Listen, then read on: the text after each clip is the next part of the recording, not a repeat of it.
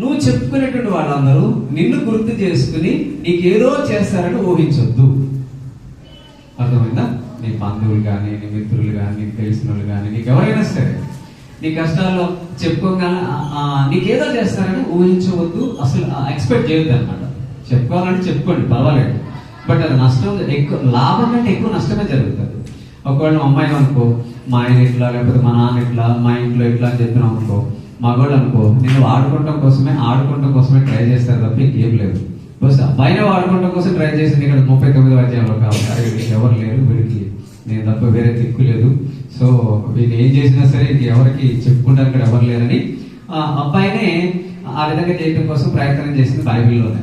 కనుక మీ బలహీనతలు ఎవరికైనా చెప్పుకుంటే ఎవరో నీకు సహాయం చేస్తారని ఎక్స్పెక్ట్ చేయొద్దు. అర్థమైందా?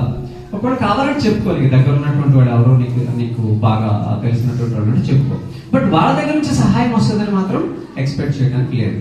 సో మీకు ఒక సూపర్ లాజిక్ చెప్తాను నేను. ఈ లాజిక్ కనుక మీకు అర్థమైన అనుకోండి.